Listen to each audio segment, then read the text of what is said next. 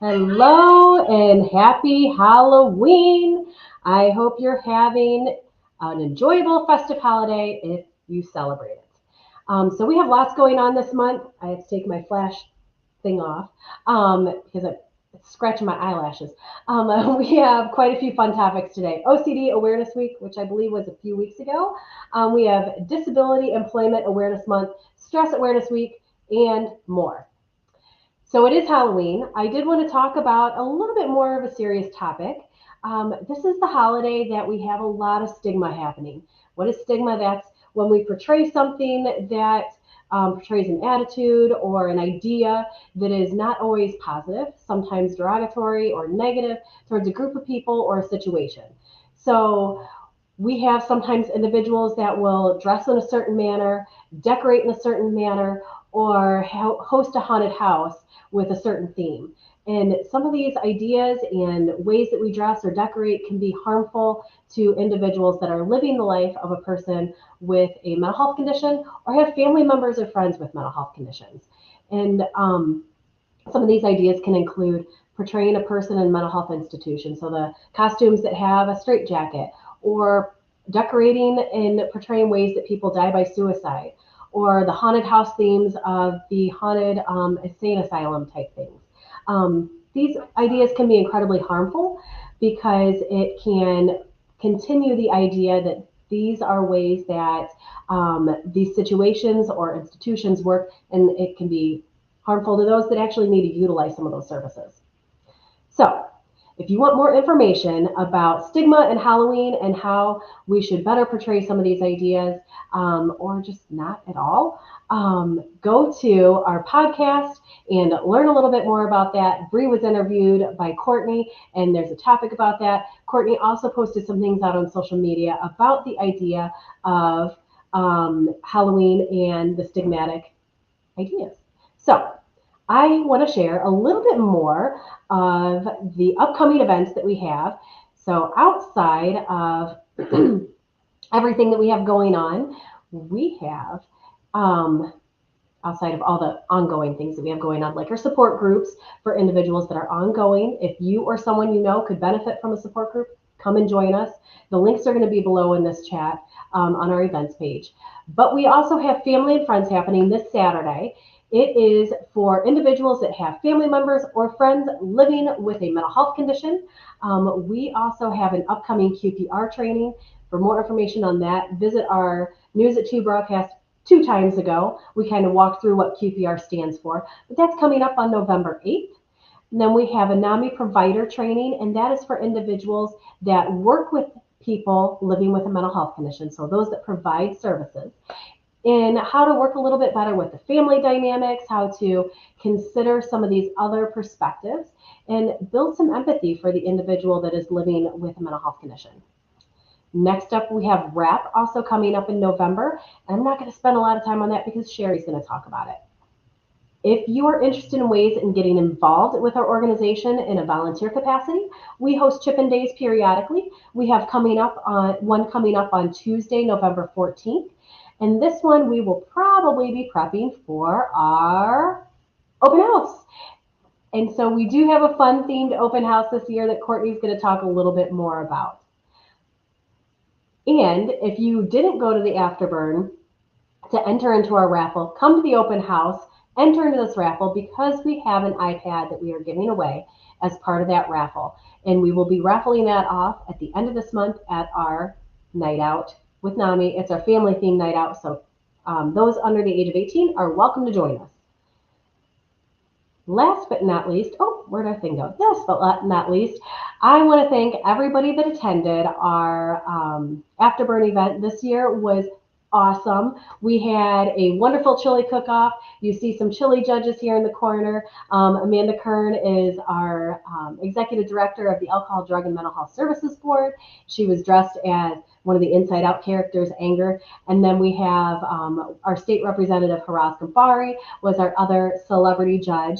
Amanda and I, or not Amanda, Courtney and I were interviewed on the news. So if you caught that broadcast, you may have seen us. The kid that was holding the rock was my son's first news debut, so he was ecstatic. Amanda down in the corner with her mom and all of her mom's chili awards. And then we have some really fun trunk or treats that happened. So it was a really great time. We also just want to thank everybody that came out. So enough from me. Fast as the flash. The flash. I'm going to head out. Bree is going to join us. Bree the werewolf. Ow! Hey, Bree. Hi, Jessica. I mean, the Flash. Yeah, the Flash. Bree is going to talk about National Depression Education and Awareness Month and International Stress Awareness Week. And hey, Bree, I have a question for you. Mm-hmm. So you're a person that celebrates Halloween. What is your favorite part about Halloween? I love taking my younger cousins around for trick or treat. I think it's so fun to watch them get excited to get candy and dress up, and it's lots of fun. That is a lot of fun. Well, thank you, Bree. I'm excited to hear what you have to share. October is National Depression and Mental Health Screening Month, and this observance works to bring awareness to the need for depression awareness and the need for accessible and affordable mental health screenings. There are a number of different factors that often come into play with depression that include a mix of environmental, genetic, psychological, and biological components. Not everyone experiences depression in the same way, but it can affect anyone at any time. So with that, it's important to take that next step and seek out professional help and be screened if you or someone you care about feels depressed. Depression can be a highly treatable condition with many different options available, but a professional should be sought out to help determine the best course of action for every individual that is suffering from it. This week is also International Stress Awareness Week. This week draws attention to how employers can support their staff in managing stress and the importance of maintaining low levels of stress in the workplace. It's essential for an employer to be able to recognize symptoms of stress in the workplace to fight some stress overload. One of the most beneficial ways is by being vigilant, recognizing and identifying the signs and symptoms of stress, and it's always better to catch the signs as early as possible so that employees have the time and space to process their feelings in an organized, open, and honest way. Next, Courtney is going to share a little bit more about how employers can implement workplace wellness and share some information on National Disability Employment Awareness Month. Hi, Bree. Hi, Harry. Oh, hi. All right, so I'm going to share a little bit about National Disability Employment Awareness Month, which is actually the 50th anniversary of the passage of the Rehabilitation Act of 1973, which honors that. So the theme this year for National Disability Employment Awareness Month is Advancing Access and Equity. So observed each October, this celebrates the contributions of America's workers with disabilities, past and present, and showcases supportive, inclusive policies and practices that benefit employers and employees alike. Each year, the agency chooses a theme for use by organizations around the nation to recognize the importance of ensuring people with disabilities have equal opportunity to prepare for and succeed in employment.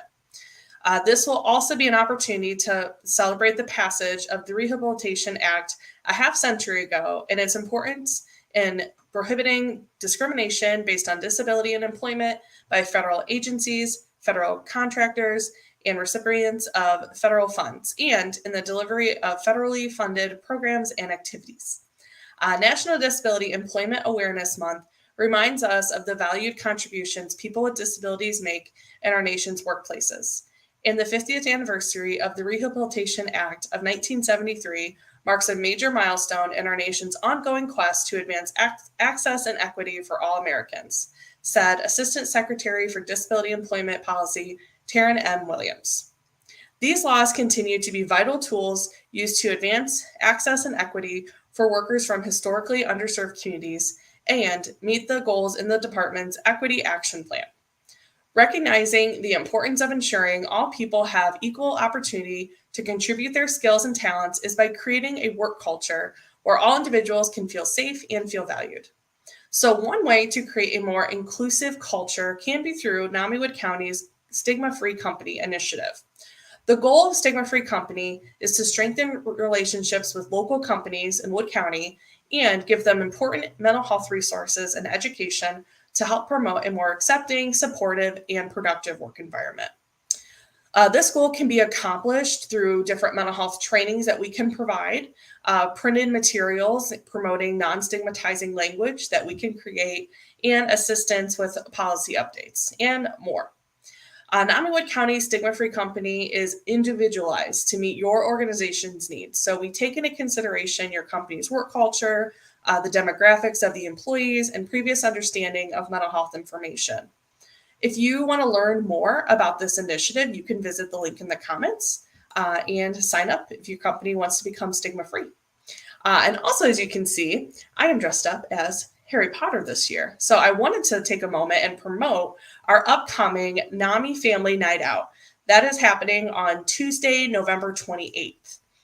This will start to be an annual event, and this year it is Harry Potter themed, obviously by my costume. And this will include some family-friendly activities based on scenes from the iconic books and movies. We'll also be offering light refreshments, and we'll have some free goodies, including maybe your own wand. Now and through the evening of November 28th, we'll also be raffling off an iPad, as Jessica was talking about. Raffle tickets for this are $20 each. The proceeds that we will receive are going to go towards the free programming we offer for individuals who are affected by mental illness.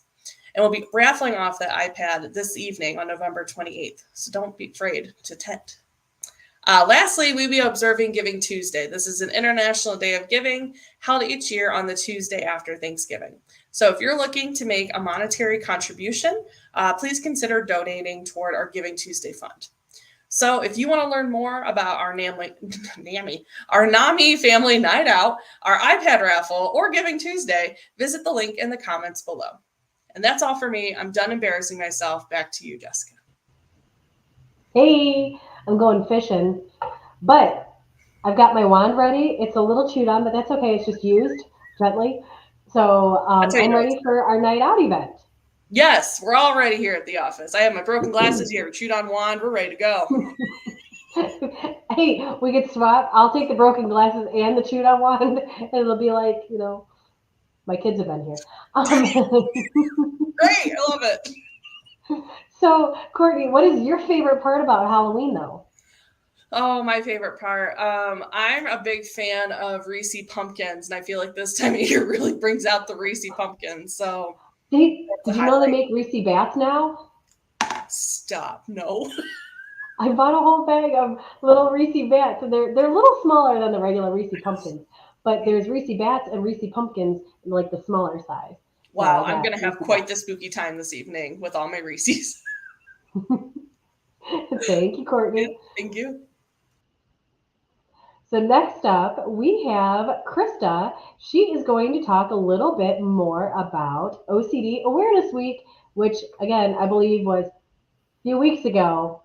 I'm wearing my yellow Fisher hat because Krista's a Coldplay song. Yeah, believe it or not, my favorite part about Halloween is dressing up in costumes. Although today you can't really tell because I'm really just kind of dressed like a Coldplay song. I'm going to let everybody guess which one. I'm going to keep you on the edge of your seat. She's yellow. So I'm going to talk a little bit about OCD Awareness Week, which was actually the second week in October. So we're a little past it, but in our house, we celebrate OCD every single day.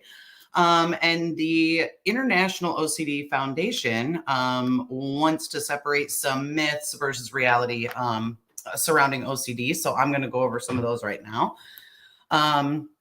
So one of the myths is that we're all, a little bit OCD sometimes. The reality of that is that OCD is a real and debilitating mental health condition. Another myth is that OCD is not that big of a deal and people just need to relax and not stress, when in reality, having OCD is not an overreaction and people with OCD face severe and sometimes debilitating anxiety.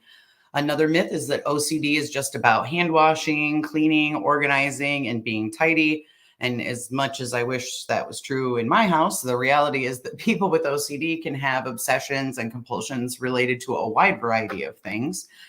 And for the last myth here, people with OCD are just weird or crazy, and that there's no hope for them to lead functional lives, when in reality, OCD is treatable, although most people wait a long time before receiving adequate treatment. So that is it from the International OCD Foundation. I believe that there's going to be a link in the comments if you guys want to learn more about OCD. And I'm going to kick it back to you, Jessica. I'm a dinosaur now. Dinosaur. I was gonna wear a little vest like I was going dino hunting, but the vest didn't quite fit. Oh, we saw the vest. It was nowhere near fitting. It's a kid's vest. I'm no longer a child. Thanks, Krista. So last but not least, in our self-care corner, we've got Cher Batman. Hey, Batman, what's your favorite part about Halloween?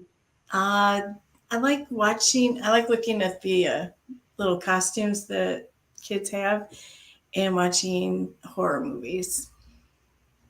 Okay. Thank you. Yeah. I'm Batman.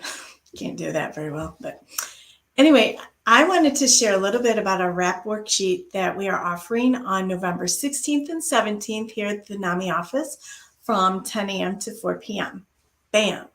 Like Batman and his gadgets, we will be filling out our toolbox with coping skills, fun activities, and things we would like to try. Pow! We will list our stressors, warning signs, and when things are breaking down and what that looks like. And then zap, we will be making a list of coping skills from our toolbox to counteract to all those powy things that are happening. And then boom, we will make our own crisis plan. So a little saying from Batman, maybe that's what Batman is about. Not winning, but failing and getting back up. So come join us November 16th and 17th for our Wellness Recovery Action Plan Workshop. Thank you. Happy Halloween. And back to you, Jessica.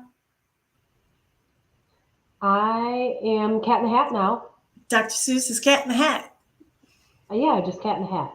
Cat in the Hat. Here to wreck some things. Maybe that's the theme my kids always use. They're just the Cat in the Hat that comes and wrecks the house. Yep, that is. All right. Well, thank you everybody for coming. I'm bringing everybody back on the screen. I had to give them a warning in case they're doing something funky.